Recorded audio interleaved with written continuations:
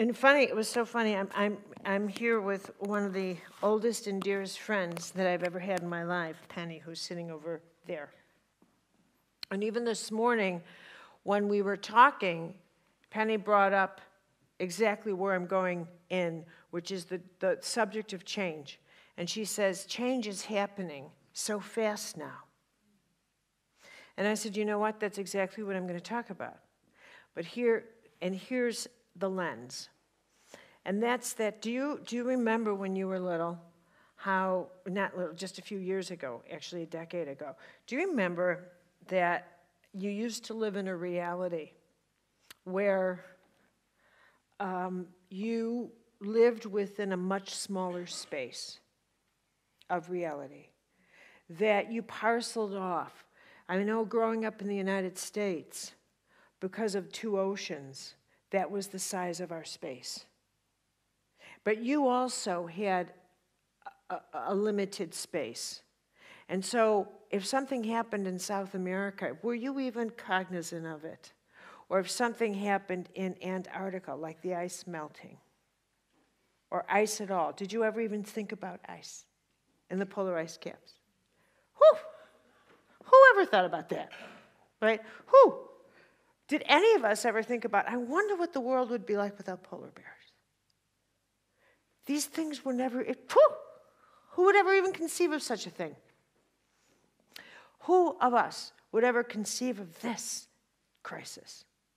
That as this ice melts, and the polar ice caps in Antarctica, and all this ice, that the bacteria that is 20, 30,000 years old, maybe 1 million, bacteria and viruses we know nothing about is getting released into our universe, into our atmosphere. We have no treatment for this. We don't even know what it is. This has been frozen for hundreds of thousands of years. We have no idea what's in there, and it's flying out into our atmosphere now. We have no immune system for this. We don't even know what it is. Out it comes. At a rate of how much? Greenland is melting. How fast? Enough water to fill 5 states of Texas per day. Do you know how big that is? That's big. Trust me when I tell you, that's big. She knows, she's a Texan. That's big. Now, when we were growing up, change took place much slower. We used to get, how many letters did you get a week when you were a kid, when you were growing up? Maybe 1, but it was a big deal. Maybe you got 2. Maybe you got 1 every 2 weeks, but it was a big deal. Now, slow down for a minute and think this through. When you got a letter from somebody, it was such a big deal that you took, here's the operative word, time to reflect, to read it, to actually think about what someone wrote you. And then you took time to write them back. Do you remember going to stationery stores and thinking, ooh, what kind of stationery I'm going to get? What a big deal that was. It was a big deal. And then to write them back, and you would think, what am I going to say? It was a big deal. Penmanship was a big deal. Do you remember penmanship? Okay? It was a big deal to know how to write. To know how to write was a big deal. To actually have lovely penmanship. Now, here is a story that I think is spectacular because of its subtle implications.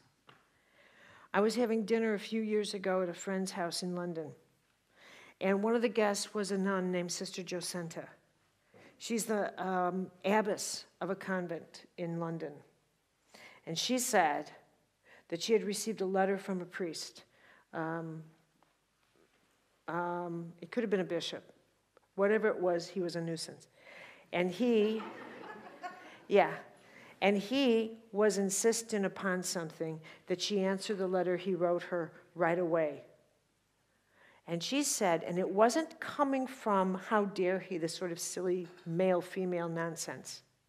Her response was, how could you possibly expect me to answer the questions you're asking me at such a speed? She says, you took time to reflect upon what you asked me. And I need time to reflect upon these answers because they're going to affect the lives of so many people. She was astounded that he would not give her, and here it is, reflection time. Now, here's the question. How much reflection time do you even think about giving to the questions you're asked on your internet?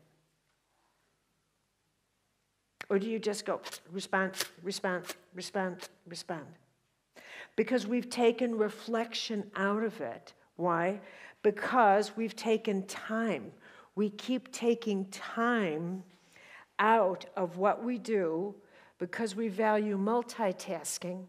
Because what we're doing is we're responding so rapidly. This is how the psyche is responding to this rapid fire dynamic of time becoming less and less a factor in our psyche. Do you understand what I'm saying to you? Is that as a result, our experience of time, space, and change is becoming more and more rapid.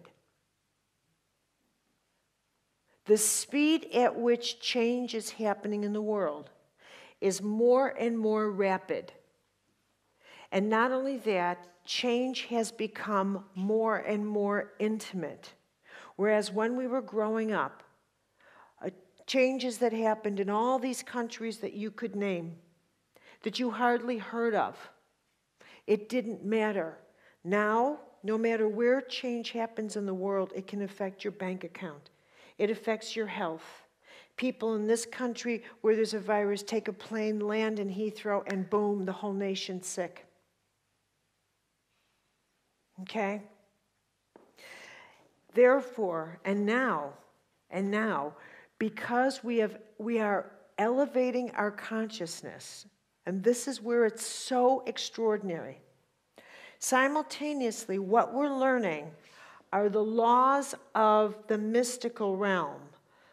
And we're learning them through the lens of healing, but what we're learning is, thought influences matter. Now, scientists have, okay, that's a mystical truth. The mystics have known that for centuries, and Einstein says, I think that's kind of interesting. I think energy and matter, I think this is kind of a curious relationship here, and cause and effect and all of this. But we started to apply it to health. I think attitude and what's happening in my biology, they may be talking to each other. And we are starting to think, I think that may be a little soul and matter action here. I think there could be this little thing that says the higher my consciousness goes, I think maybe prayer a little, I don't want to go that high. Okay, let's just lower the frequency. I think we'll call it energy. I don't want to call it grace because that's too high. I have to factor in the sacred. If I go that high, I think I'll keep it down a little lower. Because if I elevate it to grace and the sacred, I have to pray and I have to keep I have to see everyone as say, I don't want to go that high. Well, I'll keep it lower and I'll call it energy. But if I think of it as energy, I still have to think and maintain this sense that my energy affects my system. That must mean that my energy affects your system. I don't know if I want to go that high in altitude, because then I have to treat you different, and I don't think I want to do that yet. So I'll lower the frequency and just deal with my system. That's enough. I don't want to expand it to deal with yours. That's a little too generous of me. I'll just stay within mine. Narcissistic energy serves me best at this time. Nevertheless, what I am realizing is that I have an influence over my energy field. Okay, that's a high voltage law. That's a high voltage truth. And we can't take away from the fact that we've crossed a Rubicon. And we are living in the age of energy more than in the age of matter. And there's no going back. And that we are now, another way to say it, is ending the fossil age and living at the beginning of the solar. And everything we see in the world that has anything to do with fossil fuel is shutting down and fighting for its survival. Whether it's fossil economics, fossil finances, fossil territory with oil, fossil oil industries, it doesn't matter. They're fighting for their survival. Fossil thinking, five sensory fossil values, everything of the earth and earth perception, body physical perception, is getting dismantled. It's all toxic. It's all polluted. It is all undergoing earth changes. As solar thought, S-O-U-L-A-R, S-O-L-A-R, is revealing its force field. It's revealing its consciousness. The higher is revealing its presence. Consciousness of the soul, light, solar, whether I speak of it literally, whether I speak of it energetically, whether I speak of it symbolically, it is all solar. Now, what's happening is this world is getting dismantled, this world is getting animated, and we are living in the historic transition in between these two worlds. And there isn't anyone, any life form, any creature, any ocean, any molecule of air, anything that will go untouched as we journey from this world to that one. Not one. Every economic system will be affected. Every person will be affected. Every immune system will be affected. We will lose species and others will be discovered. Our health will be affected. Every single thing. And I truly believe that it is for this reason that there is a mystical awakening happening in people. And as we are learning in the subtleties of our own solar system, our sense that our soul is not something in here, but something around us that is an active perceptual system. Most people that I deal with think their reality is in front of them. They have no sense that they live in a 360-degree field called reality. That everything that happens to you, within you, is happening simultaneously. That you exist in my field of reality. Not just what's in front of me, but the boards behind me are as much in my reality as you are. But most people see with their eyes, and so long as something is not in front of them, it doesn't exist at all. Whereas things that are happening simultaneously are as much within your reality. But if you stop for a moment, and if you stop, not but, and if you stop for any given second,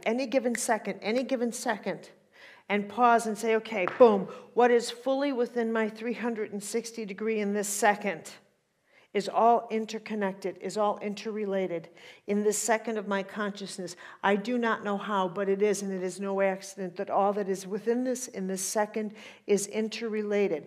I don't know what particular thought forms or energetics or field of my soul is holding all of you in this, from me, in this moment in presence and time, but it is, and the same with you holding all of us within all of you. And in this second, all of us are coexisting within this. It is a phenomenon to hold that altitude. This is a mystical truth. This is a mystical truth. But and listen, just hold on to this. You think about this as if we've walked up a ladder now, and we are residing within this high mystical truth and thinking, wow, that's incredible. Wow, all these things simultaneously within this high mystical truth is pretty incredible. Wow. No, I'm not staying up here all the time. No, I am not going to do this because this would be like really exhausting. Because if I start just walking down the ordinary street, if I go back to work, if I'm sitting in the office and I think everybody's in here, in my whole field, I'd be looking around like this. I can't live up here all the time. This is how hard it is to maintain a mystical truth all the time. See, this is a truth, but we can't live here all the time. And here's my point. It's mystical truth that heals you at the speed of light. You need the power and the grace generated by a mystical truth. You need to hold on to these. These are the altitudes. This is the force field that has the voltage to blast through at the speed of light. That somehow or other shoots through and alters the context of your reality at the speed of light. I'm going to pause for a moment and take a deep breath. It's late in the afternoon. Okay, you want to stand up and stretch for a minute. Get up and stretch. We got just a little bit more time. I know it's late. Listen, you know you're going from 8 till 9:30 tonight. And you can't bring your pajamas. Okay, so I'm going to have you stretching every 10 minutes. I'm going to just tell you bedtime stories tonight. I am not telling you anything interesting. Because I don't want to have to repeat myself in the morning. So, okay, I know you're tired. I know it.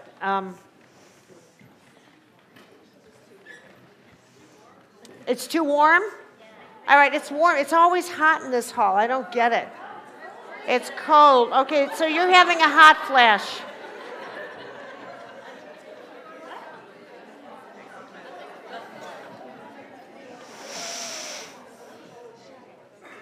All right, you know what?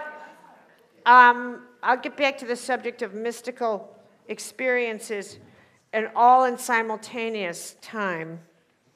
And I'm going to tell you one that happened that I think is just enchanting. Just enchanting. I was on a book tour right before I came here. I was finishing the book tour for Defy Gravity.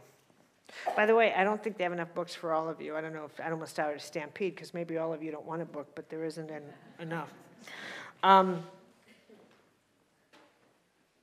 I'm sitting in a restaurant in Washington or wherever.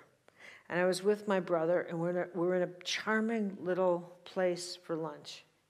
And sitting next to my brother and me is a mother and daughter. It's her 92nd birthday. But she had reached that point where it's kind of a mystical consciousness. She couldn't remember anything about yesterday, much. And she really couldn't care less about tomorrow.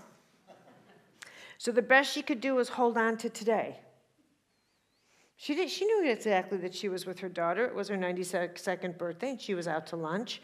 So long as she stayed in the now, she was just fine. Now, that's mystical consciousness. So now they're talking. And the daughter was saying things about the marriage that her mom and dad had. Now, obviously, the husband had passed on. So she was saying, oh, believe me, Mom, you had it rough with him. She didn't remember. So she was saying, oh, and she was tiny. You know, people from back then were tiny. There's no such thing as a large 92-year-old woman. Right? Am I right? Find me one. They don't exist. They're all tiny. They are. So she was tiny and real cute and all cute dressed, right? And so her daughter says, no, Mom, you know, you had your trouble with him. And she's sitting there eating real cute. And always the tiny little older women, they don't eat much. So she's just picking. And she's so cute. And she says, I did?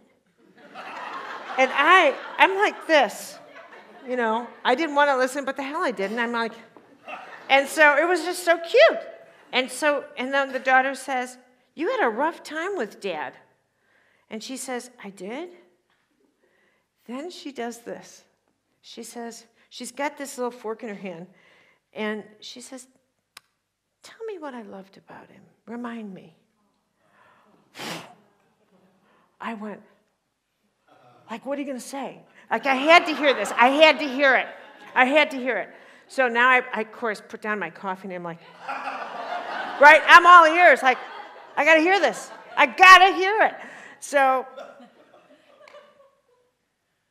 she looks at her mom. And she says, what? Like, don't ask me to go there. She didn't say that, but her whole presence was. And the mom looks and says, remind me what I loved about your dad. And she didn't, if you could have heard, I'm not even communicating the innocence with which she asked that. It wasn't loaded with, it was just like a little girl saying, why? It was so, I can't even tell you.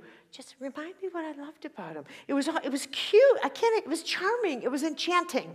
It was enchanting. That's the word. And so the daughter, it was shattering for the daughter. She said, oh. She says, Mom, you know, Mom, you loved the way he teased you. He said, and she says, he did? And she said, yeah. Oh, then she said, and Mom, he brought you roses on your birthday all the time. And she said, he did? And she said, yeah. And she just kept looking at her dessert, and she said, what else? And finally the daughter says, oh, wow, says, he really loved you, Mom. And she said, oh, that's good. She says, because I think I loved him a lot too, didn't I? And she said, yeah. And I'm telling you, it was without a doubt one of the most tender things I have ever seen in my life. Ever in my life have I seen anything as exquisitely tender as that exchange. Ever. Remind me what I loved about him, because I can't remember. Never mind what I didn't. Never mind that. Just recall for me. Oh my God, I have never. And I couldn't help but stare. I couldn't help it. It was, without a doubt, one of the most beautiful gifts I have ever witnessed. And in a sense, it was a profoundly mystical moment, because she was fully in the present. She didn't hang on to anything. Of what use to the soul would have been all that grief? Would have been all that grief? Of what use at 92 to sit there? When in fact, when they just simply dealt in that love, look what happened. I can't even tell you what a gift it was for me to sit there and watch that. I can't even tell you. I couldn't stop crying. I could not stop crying. I bought their lunch. I couldn't stop it. That was just too much. I said, what a treat. I have to. It was precious. And you know,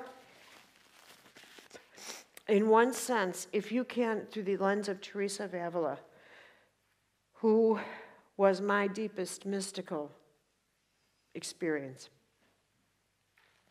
she always taught her nuns, look for God in the details. Look for God in the details. And we are so foolish because of our ego to think that it's going to be a major moment of revelation. But it's not. It's everywhere. It's everywhere. It's everywhere. It's at lunch at the Ritz, where you're sitting there and you lean over and you look at these cute two people having lunch and you eavesdrop on what turns out to be one of the most profound mystical experiences of your life. You never know when you'll be shattered open yet again. You just never know. You just never know. And that's the whole kind of truth about life. You never know when that shattering is just going to hit, just like that. Just like that. And so bringing back to now, one of the questions that is worth you reflecting on is what really has you walking this path in your life now? Why are you on this journey? What do you really think is motivating you? What are you looking for? Do you think you're looking for? Because I can assure you that whatever it is that's motivating you is not what's motivating you. So let me toss that out to keep energy going, but to keep you going. What is it that you think is motivating you? I'm going to put your names in a hat. And I'm simply going to call you. That's what I'm going to do. I want your names in a hat. Yeah.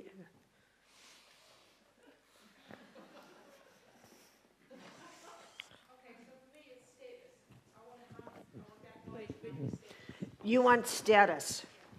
I don't really, but my ego motivates me to want that.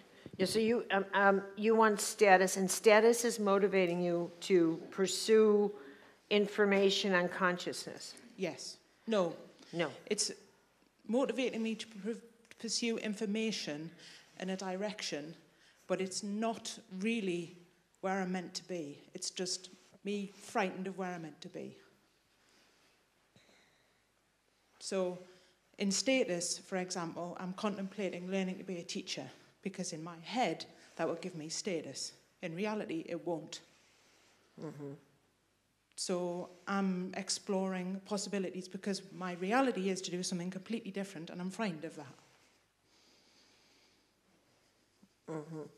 So what you're sensing is a tension between what you feel you have to do for survival. Yes. Versus what your interior would like to do in a more gutsy. Now, and let me see if I can language this correctly. And here's what's true about everybody. There's the ego's path in your life, and there's the soul's. Another way I've always languaged this is the path of fate or destiny. But destiny, I don't like those words, actually, anymore, once I did Teresa and John of the Cross, because they don't capture what's true. And the way I would put it is the lesser path, the path of fear, versus the path of intimate trust. But in the path of intimate trust, you are like this wonderful elder on her 92nd birthday. You are required to live more in truth, and what the truth is this, and that's that you're living in the here and now, with the truth that we are never really in control of our lives. The ego lives at a lower speed. Okay, this is what's true about your ego life. Here's why people don't heal. Yet another reason that you stay in wounds. Wounds are not about staying ill and staying wounded.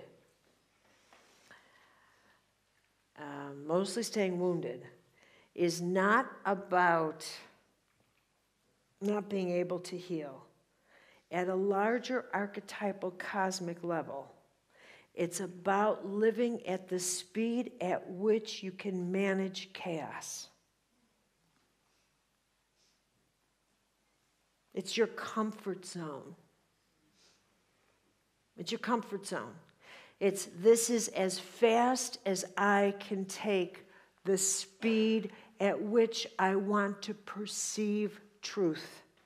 I don't want it to go any faster than this. And these are the wounds that are required. I need to stay this angry. I need to stay this wounded. I need to stay at this level of consciousness. I can't go any faster than this. So I need to stay this stubborn. I need to have things my way. I need to claim that I'm confused in order for me to keep this world intact so that events move at 20 miles an hour. This is the speed at which I can handle things and control the speed at which my relationships change. So that if someone says to me, I really would like to take this class, I get to pull out a wound and say, you can't because I'm scared and I was abandoned and you can't do that. And if I got rid of my fear of being abandoned, that person would be able to change faster. And that would change my life faster. And that person might change at that workshop and come back and say, I no longer want to be with you. And now I'm going to change faster because that person's going to move out and that's going to have to change my economics and I'm going to have to get on my own and I can do that. So I have to keep that wound. That wound controls that relationship. That relationship says, that stays put. No, I'm not healing that wound. The answer is no, no, no, no, and no. In order for me to keep that wound, I have to keep my resentment from my childhood. I have to say, you just don't understand how bad it is. In order to keep that, I have to track it to a source. The source is my mother. The source is my father. I have to keep that anchor there. I have to visit it once a day and keep it going. Wake up that memory. I have to say, ooh, they hurt me so bad. I just can't let it go. No, I can't. No, I can't. No, I can't. You understand how bad it was? Whew! I have to wake it up, wake it up, wake it up once a week in my support group. You still have that bad memory? So do I. How bad is yours? Bad, bad, bad. Let's go have some cake. Let us be supportive. Wake those memories up. Yes, you still got it? Yes. Bad, bad, bad, bad, bad. Because that's the only way I get to come back to my present time and say, I was abandoned, you can't leave me. And send people those hideous cards, if you leave me, I'll die. Well, die and get it over with. A little bit too much for me. You manipulative person. How dare you send me something like that? Anyway, this is how we work. Are you following me with this speed action? A little woundology, a little speed, a little organization. Somebody says to you, I want to really talk to you about how you did. Don't you dare come with me, toward me with the truth. Don't you even, I think you're an addict, don't even consider it. Don't even go there. I think I'll start a little chaos action. I'll start screaming, I'll break things, I'll pout, I'll punish, I'll make you suffer if you make me suffer. I don't think I'll talk to you. Any of you a pouter? Oh, no pouters in here. I'm going to do it again. Any of you a pouter? And what do you accomplish by pouting? You can do anything you want. You're my hero. I try to live in a vacuum. Mind you, my brain. You mean a Hoover? No. It's like no expectations, no attachment to results.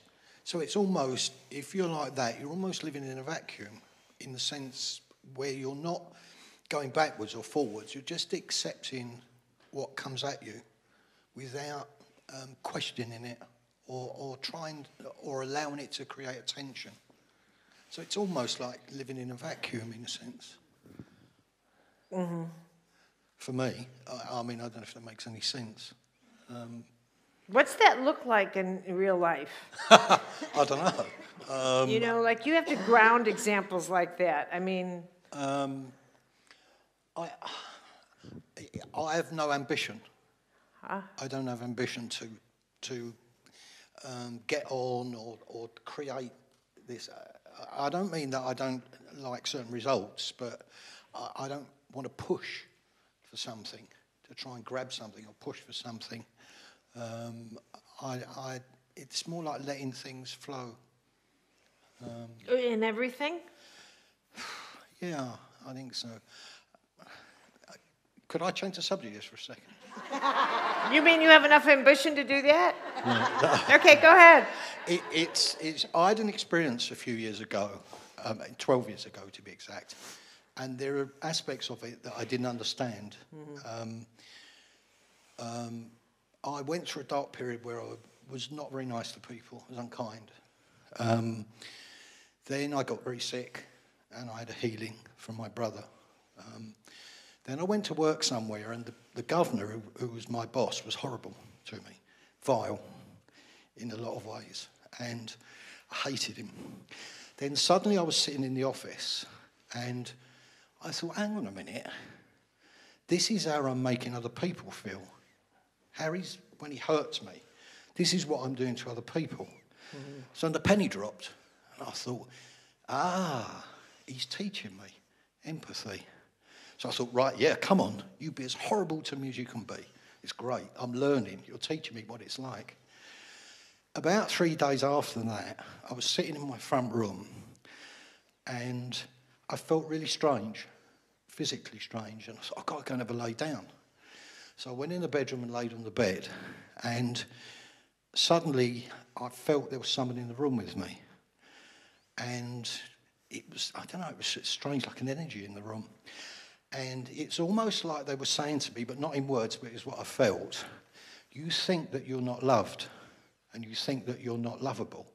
I'm going to show you how much you're loved. And it was like waves and waves of love coming through me. I don't know how long it went on, perhaps 5 minutes or 10 minutes, half an hour, I don't know. And I was crying, just saying, thank you, thank you, thank you, because I'd never felt loved, I don't know, for different reasons. But there was two things that bothered me about it. One was that if they'd have said to me, do you want to come? Your body will die, but you can come with me. I'd have gone. In a heartbeat, I'd have gone. That kind of troubled me a little bit. The other thing was that I know people that are far nicer than me who have not had that experience, that healing experience, that feeling of deep... And I was loved for who I was, completely. Not for all the ego, but at the deepest level, I was loved for who I was. And that was incredible security that gave me.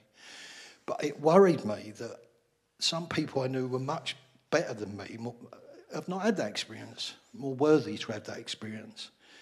So that kind of concerned me as well. But I wondered if you could explain a little bit what that was, what that experience was, because I'm not sure. I do know, I know in a sense, but I don't know. Well, you know, Michael, that is a classical mystical experience. That is a mystical experience. Teresa actually describes experiences like that in her 6th mansion in Entering the Castle. Oh. She actually describes it. She says that there are experiences in which a person is taken and given love, profound love, the experience of love. You said something that you never felt loved. No. Okay, most people would say something like that, or they felt outside of love, and actually that is what's more the case is that most people don't know how to love. And so they don't know how to use love or to let love go through them. And to elaborate on that, it's because love, and as we go into the graces, it's going to even make more sense. And it's because inherently, if you can imagine love as this huge tsunami in you that goes,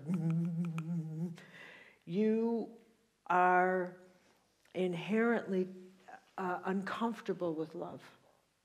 You are completely uncomfortable with it. I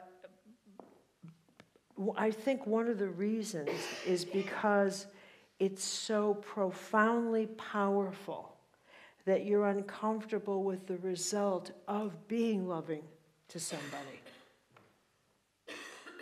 That the result of being loving has to go with behavior. There has to be a behavior that goes with being loving. There has to be words that go with it. There has to be, does there have to be a commitment that goes with being loving? I mean, if I let this out of me, what do I owe this person if I let this tsunami of river come out of me? Because if it touches this person, it will change this person. So I have to let it out in small doses. I will stay back because I don't know.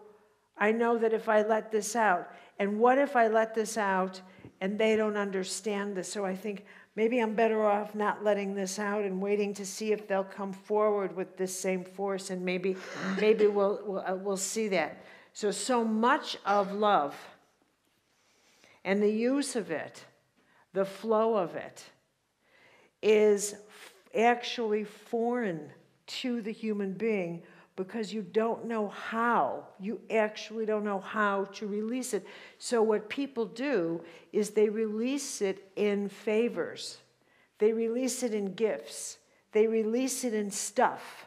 They release it in note cards.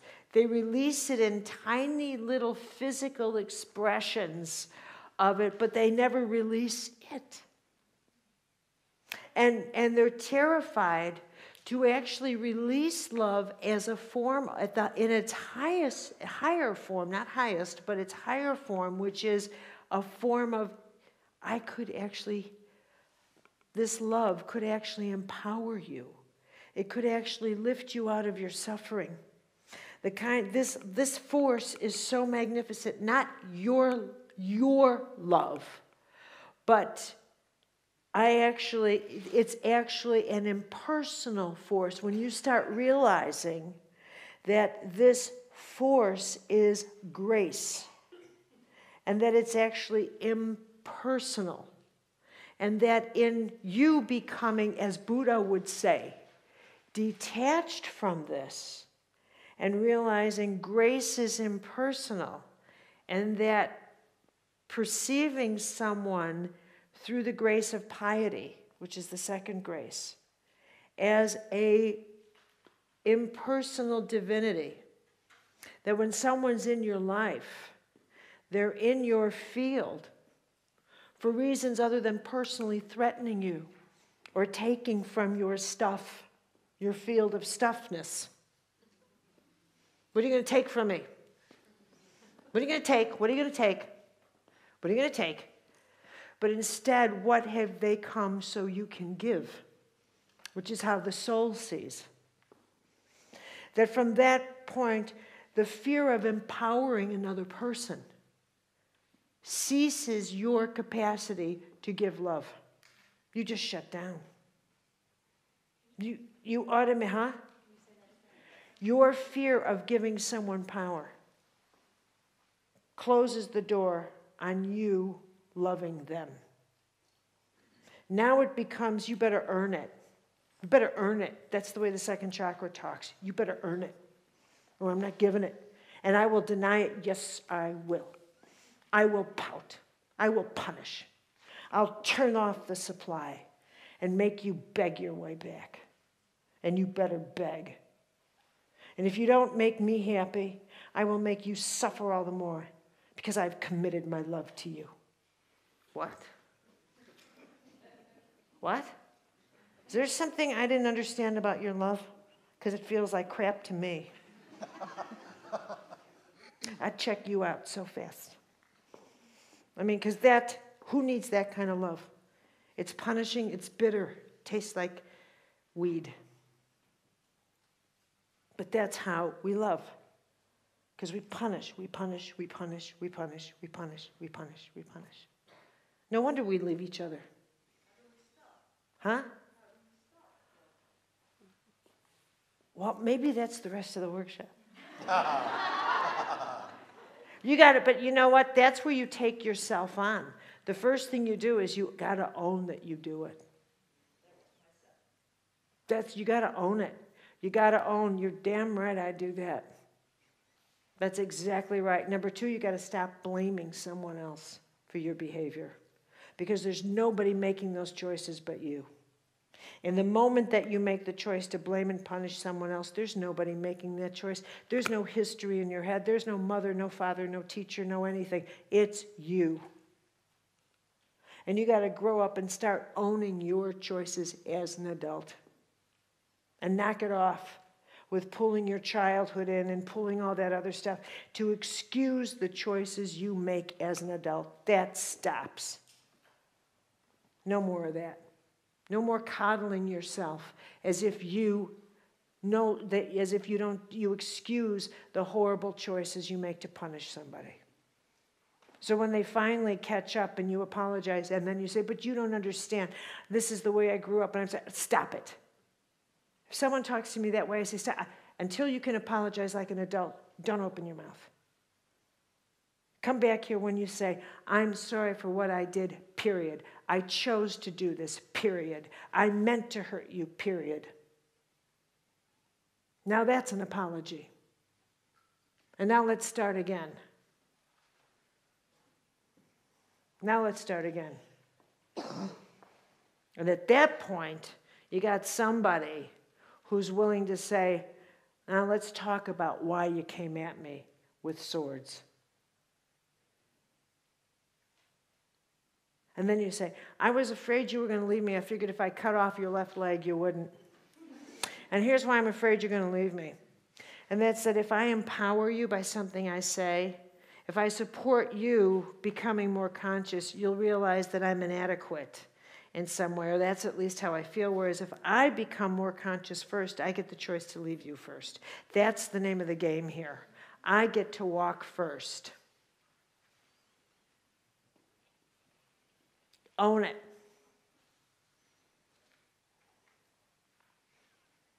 Play fair. Oh, no, not that. Yeah. Oh, no, not fair. That's what's called becoming conscious. And then you realize this love game's for the birds. It's too tough to love someone that much.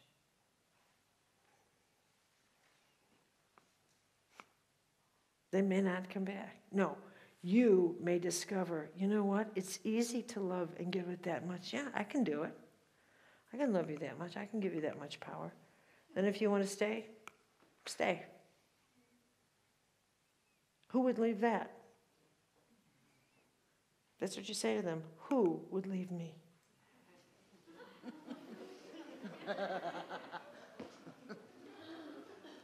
Right? Now that's what you tell them. Who in the right mind would leave me? That's my song.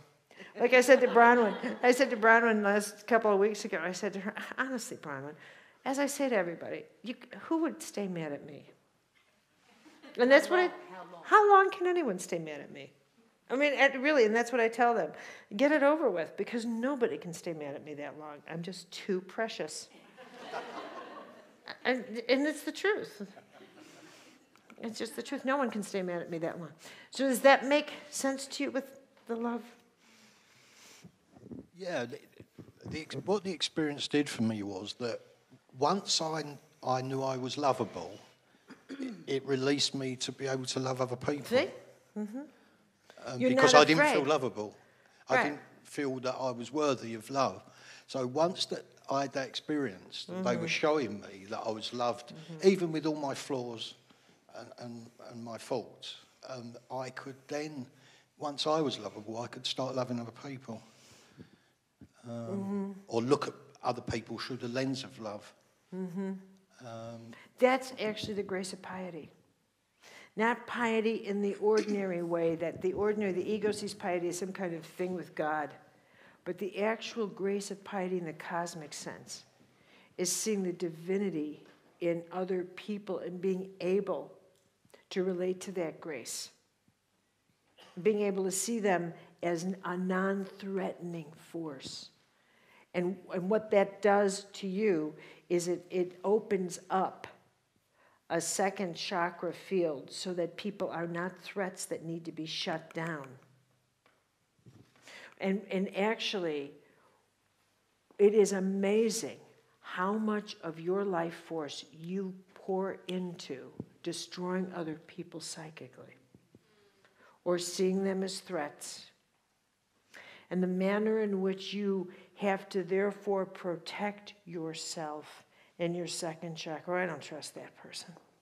I don't know about this. I don't know how, even in these subtle ways, or making someone prove their self-worth to you before you'll open it up, or I don't know, the way in which you think, not my nationality, not my group, not my religion, not my, how you do these subtle things, not my values, not my this, not my that, however it is, not straight, not gay, not tall, not short, I only hang with dwarfs, whatever it is.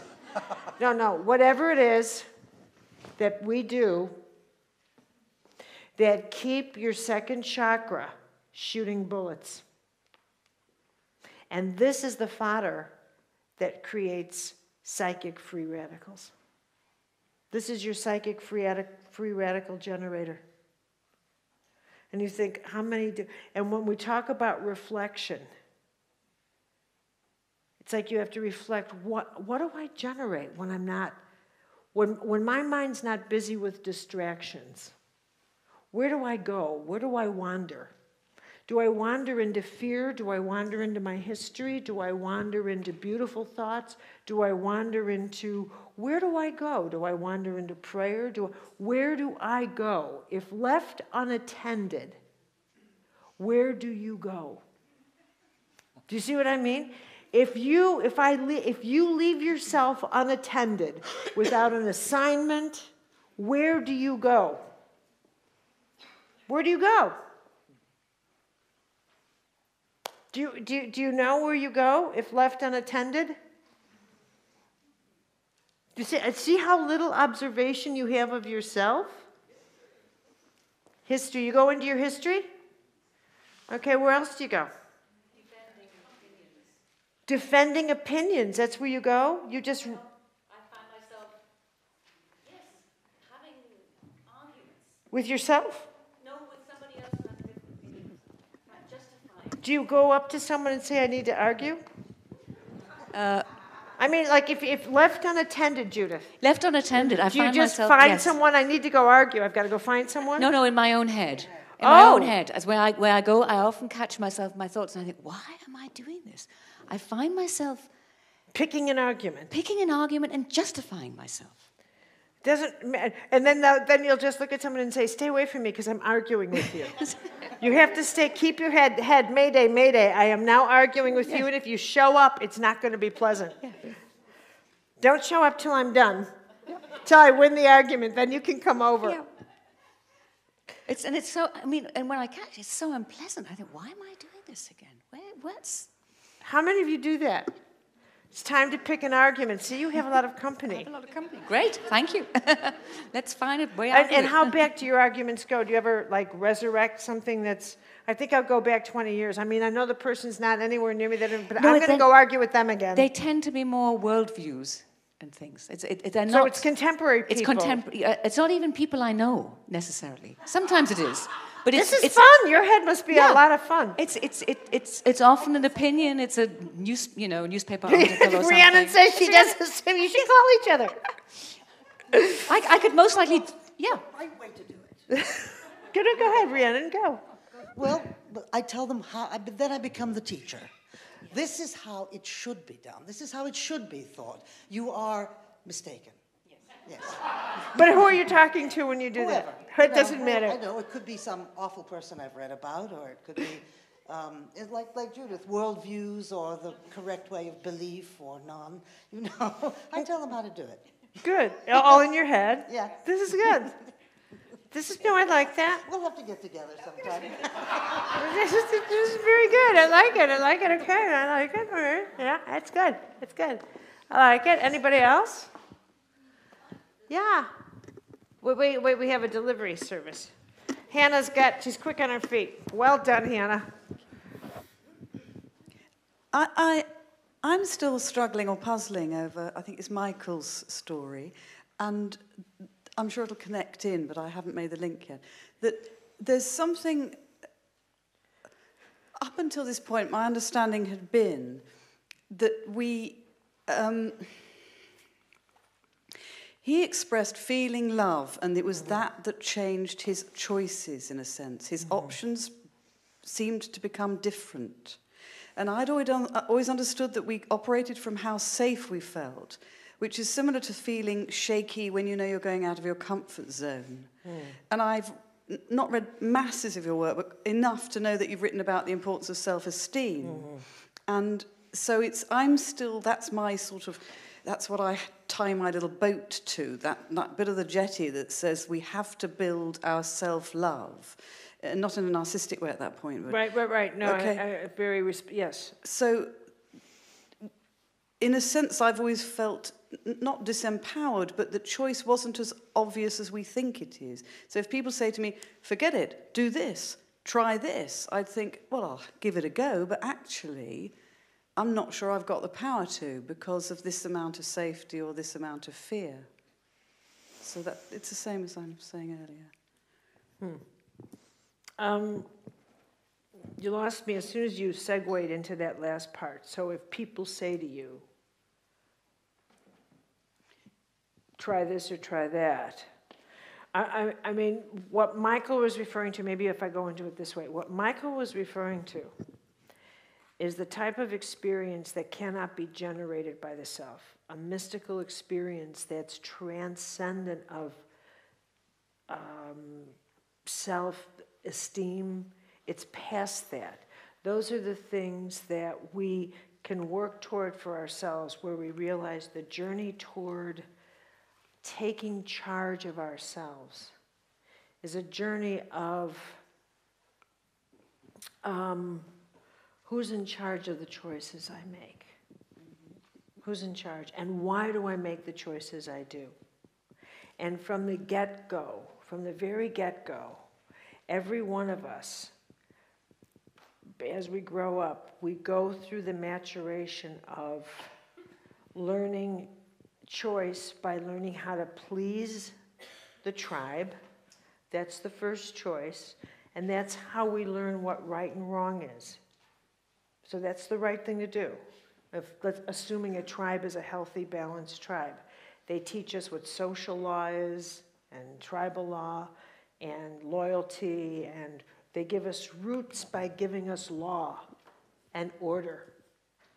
And that gives us law and order. And that puts polarity, the dynamic and magnetics of the archetype of polarity come into play when the tribe gives us law.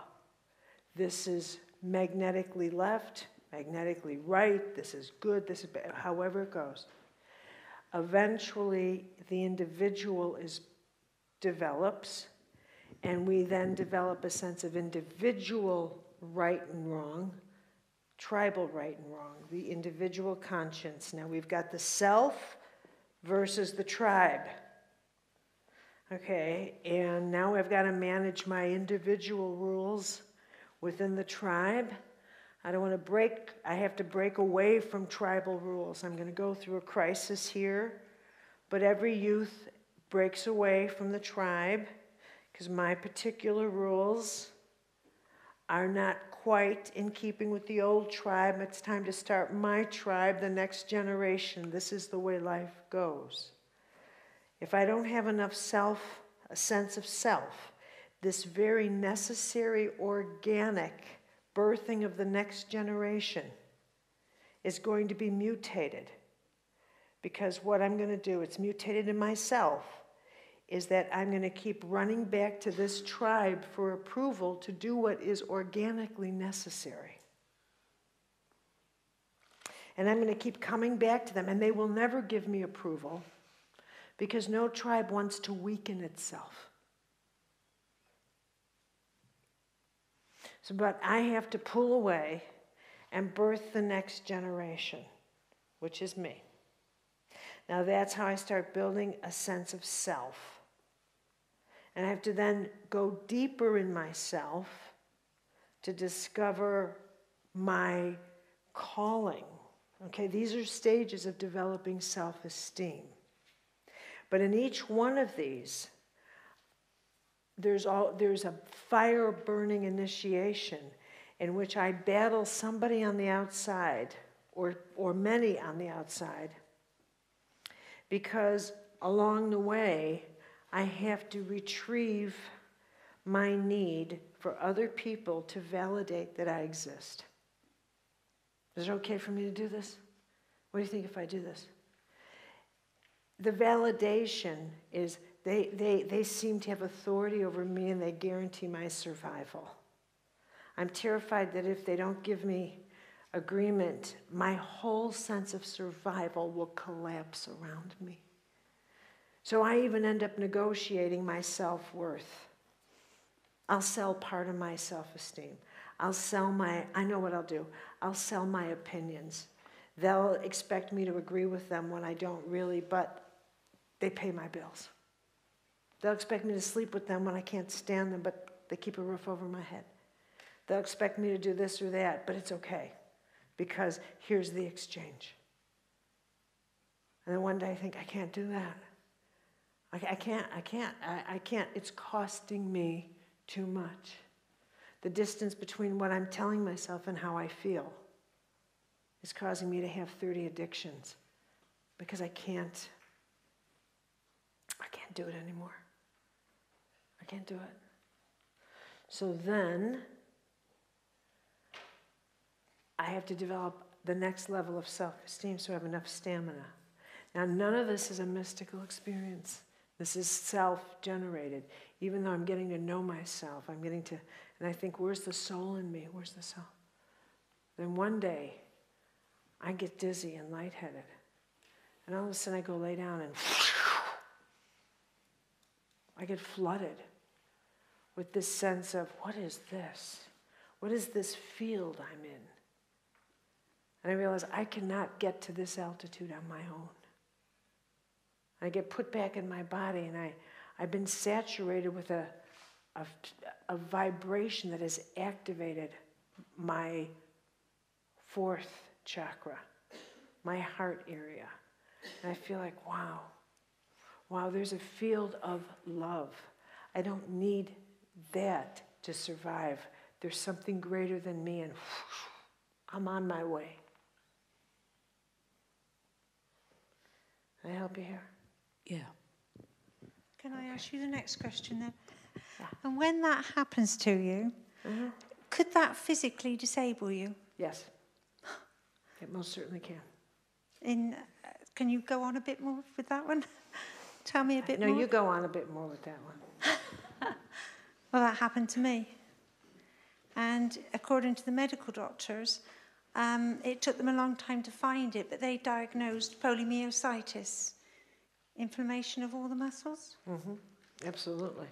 I could accept that I've got polymyositis if all the other things didn't happen to me that tells me this is something very, very big. Mm-hmm. The thing that scares me a little bit is every time and I have a wonderful, wonderful medical doctor, and he told me that I had a fire going on inside of me, and I was asking him to put the furniture out, put the fire out without destroying any of the furniture. And he said, I can't do it because I don't know how. So the treatment was steroids. If I came off the steroids, I collapsed again. All the muscles went completely collapsed. Mm-hmm. Now they're treating me with immunoglobulinas, the new antibodies. Mm-hmm. Mm-hmm. My wish today was that I could make my muscles strong again without the aid of medication. But so far, I can't do it. Okay.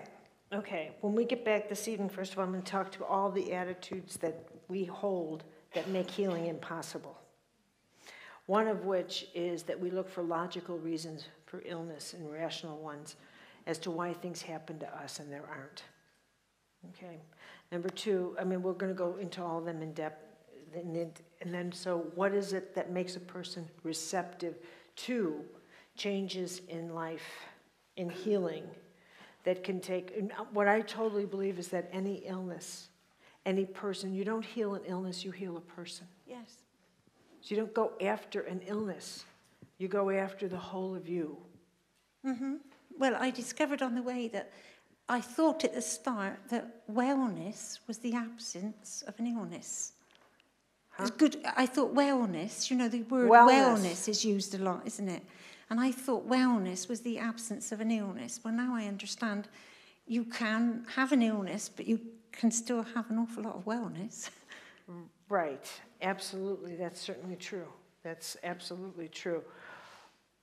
And in keeping with that type of perspective, when a person's sense of well-being, when you have an illness and you are healing, you don't target the illness because it's the whole of your life and the whole of you and the whole of your field that has come down with an illness.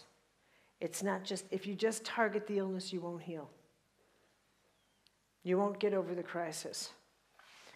It's, you know, it's like, I've seen it, it's even in relationships, when people's relationships fall apart and they will say, well, she cheated on me or he cheated on me, and they say, that's the incident. No, it's not. That is the one that finally made all of this come out. Mm-hmm. You know, so it's what you have to look at is if you're focusing in on the illness, you can't heal that. Well, I'm not, since you last said, when I saw you on the internet and you said when people, it used to be thought that if you could source the cause of the illness, you could cure it. That's not so. No. Get a good medical team, meditate, do yoga, and get on with the rest of your life. Thank you very much. Fantastic. Okay, one last question, I think You were just saying you can't target the illness, but if we've put down as one of our, as our thing that we want to work with. No, that's fine. Okay. But it's going to incorporate. It'll take you into a 7-page. Okay. No, it'll take you down. Thank you. Okay, Yeah. But I think that one of the limitations that people do in healing is that they think that what's wrong with them is that illness. Okay, thank you. And that, but it never is. It's always much, much, much bigger than that. Okay. It's always a huge, huge, huge dynamic that the illness or any dilemma in your life represents. Okay, it's always, in many ways, it's the caboose on the train. What does that mean? It's the last train, the last car on a train is what the illness or the challenge is long before that happens. But here's another thing, that in the way that we think, because we think so logically, you know, we come from, what is true is that one of the expressions of God is law. Law is an expression of God. Law. Because all kingdoms have law. Nature has its laws. Animals have laws. The cosmos has laws. The tide has laws. Everything has laws. And from that, we deduce that even God has laws. Well, the divine has obviously an expression of itself in that laws maintain order. So it's logical of us to think that if we follow laws, we don't fall out of order. It is simply logical. And that if we fall out of order, we've obviously broken a law. Now, which law is that? This is the story of Job. This is fundamentally the story of Job in the scripture. That Job says to when his friends say to him, well, which laws did you break? Because Yahweh would not do this to you. He would not take your wife and fill you with boils and take all your wealth. And Yahweh's a fair and just God. And this would not happen to you. You've broken a law. Now just fess up. Apologize. Own it. And God, the fair God, will return all your stuff to you. And he says, but I haven't done anything. I'm telling you I haven't. I've searched my heart. I've searched everything. I've done everything right. I am a righteous man. And of course, behind the scenes, God had bargained with the devil. And the devil had said, I can bring down your righteous man. And God said, go ahead, give it your best shot. So it's the devil that's doing all this. Or is it? So finally, God sends an angel. And the angel says, and the child, I think it's the child that says, the young man says, well, you know, maybe that's just the way it is.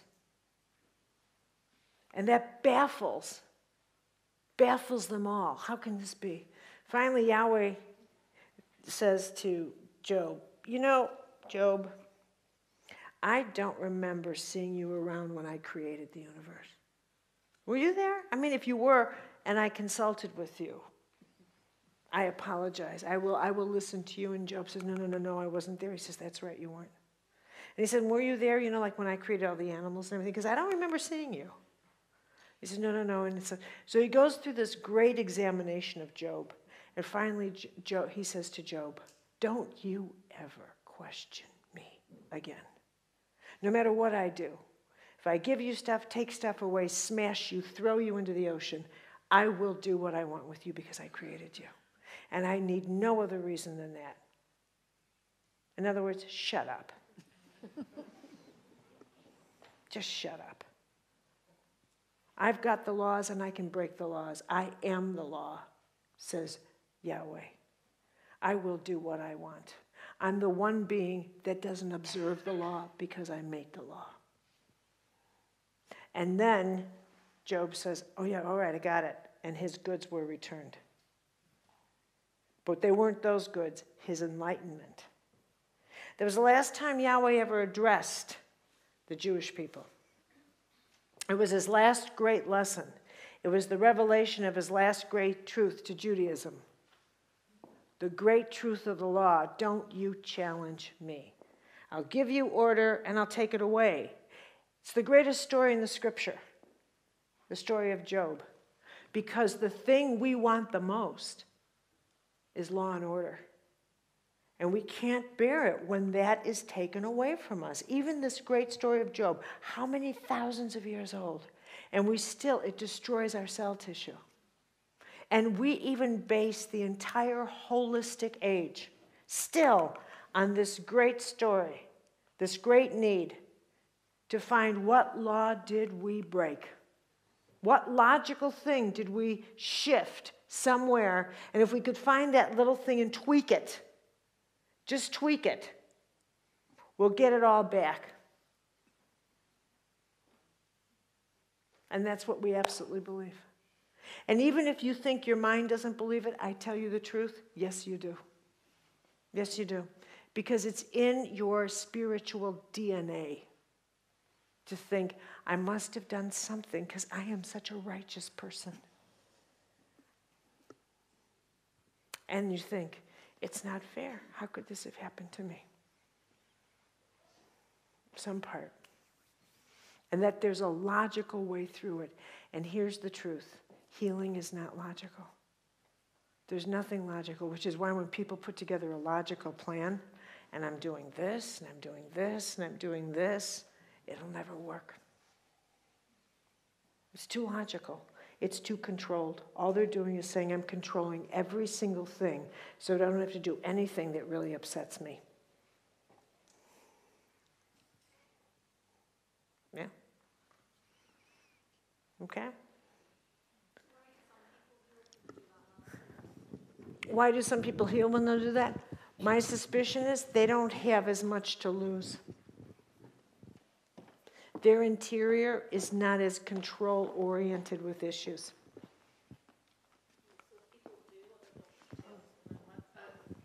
Right. Why do some people heal when they do that? Yeah, why do some people, they don't seem to have to go through a lot of, I haven't been through that personally, so I know what you're talking about, but my dad did not believe, he believed that if he did what the doctor told him, he would be well, he didn't have to do anything else.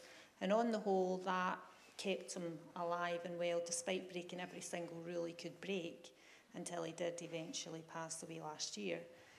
But ultimately, his belief was so strong that the doctor would heal him. The doctor was right. You know something? Just give that away completely. I'll tell you something. This is what's absolutely true. Just like in anything, there's always the journey of each soul is what it is. And you could say, just like a doctor will say, this always works, and it doesn't for some people. And I will tell you that my experience is that the more controlling somebody is in their journey of healing, the less healing happens.